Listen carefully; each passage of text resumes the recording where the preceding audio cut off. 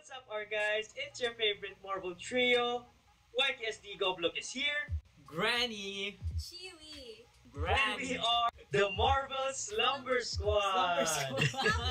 Alright, so Marvel Studios has released one of their most anticipated movie yet in this year, 2025. Unfortunately, I got spoiled a little bit a while ago while scrolling in Facebook. Meron actually nag-send sa akin, JP. Shout out to you. Medyo nag-chat ka sa akin 1 hour to go. Kaso hindi ko tinignan yung link na sinend niya. So, I'm very excited for this movie. Any thoughts? Grabe, ako promise. I'm super excited. I've been waiting for this like since last night. Kasi nakita ko na nag-notif siya last night na parang it's gonna have a 8 p.m., 8 a.m. release ng trailer. And I thought it's like US time. So sinearch ko pa yung time. Actually, super excited talaga ako. Like, hindi ko alam ba't iba yung excitement ko dito. Medyo same siya sa Deadpool Wolverine. Or probably because medyo matagal na rin yung last time na nag-release sila ng something complete. Something exciting. Thinking last was either Thunderbolts or Captain America. Medyo ina-anticipate ko to for a long time. Tapos Same. Tapos alam ko din kasi na parang malapit na tong ilabas kasi based on the timeline. Exactly. Like promise, excited talaga ako. Super excited talaga ako. Chiwi? Wala akong alam eh. Wala. Ayaw niyong sabihin. Wala din akong nakikita kasi busy ako the whole day. Wala akong clue at all. Pero looking forward ako. Kinakabahan na ako. Any guess? Feeling ko, movie. Alright. So, no idea. Very much excited. Again, as mentioned by Granny here, ako din anticipating this movie for a long time. Every trailer na dinadrop ng Marvel Studios, always a fun time. The thrill of the upcoming movies na i-release nila is so hyped.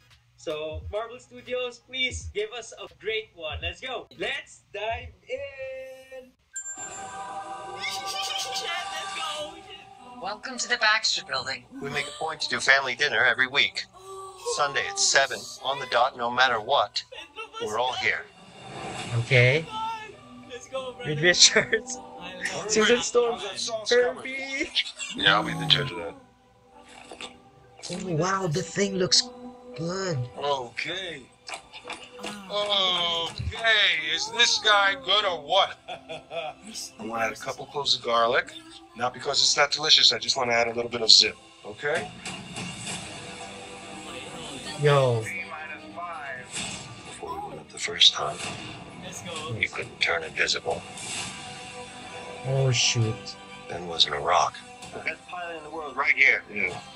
Best looking, he means. Johnny never a flyer.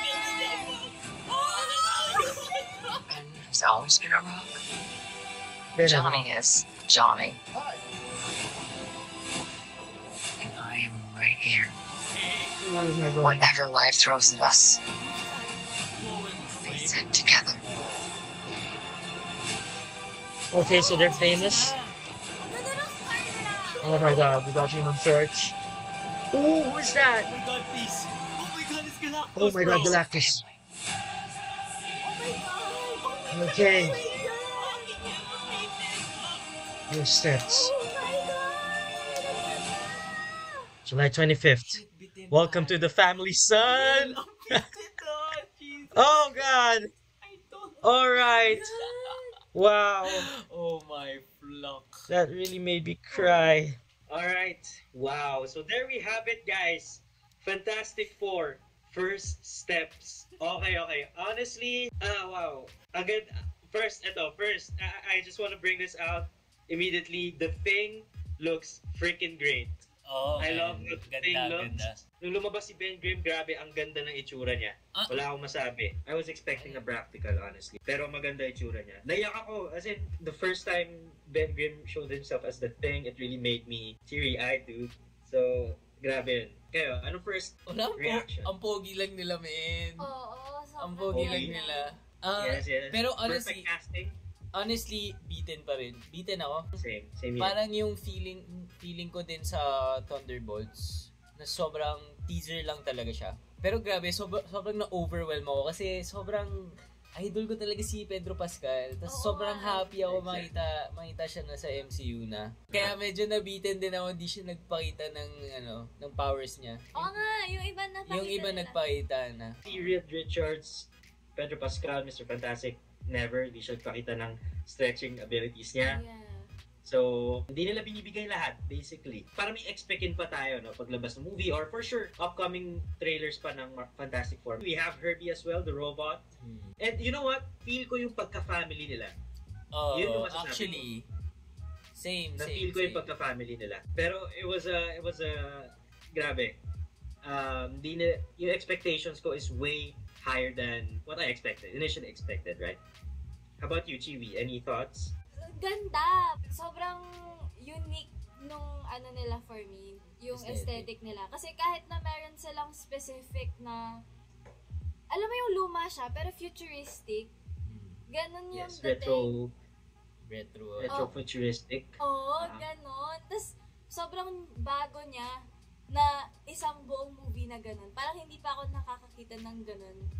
And, ayun, sobrang excited ako makita sila. Sobrang din tayo parang siyang roller coaster. Wow, ganon lang din. Si Galactus. Oo. Nakita mo ba? Galactus. Oo, si Galactus nandun. Finally, we have a Galactus. Tama. May bearded guy.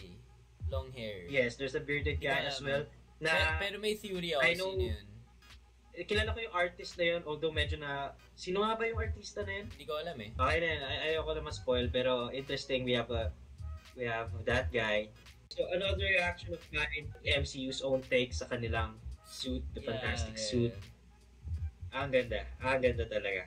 I'm not sure where does this take place, if this is part of the Earth 616 universe, or ibang universe ba sila. Honestly, hindi ko alam, pero feeling ko, ibang universe sila na papasok sa MCU. So we got a glimpse of Galactus's head. So exciting, never tayo nagkaroon ng Galactus except nung kinila Jessica Alba, early 2000 Fantastic Four, pero like just a cloud of his body. Kung may Galactus, may Silver Surfer. Most likely. Meron yata. Herald of Galactus, Silver Surfer. So yeah. Hindi ko nakakaiyak. Mukhang nakakaiyak na. I hope mukha siyang emotional, no, yung movie itself. Nga eh. Oo, like, meron ng mga lines si Sue na parang matatouch ka na eh. Parang, I think, i-prepare ko na sarili ko na maiyak. Correct. 5 Same. months. How excited are you guys to see this movie? Rate it out of 10 in 3, 2, 1. Of course, a 10, my guys. Of course, a 10.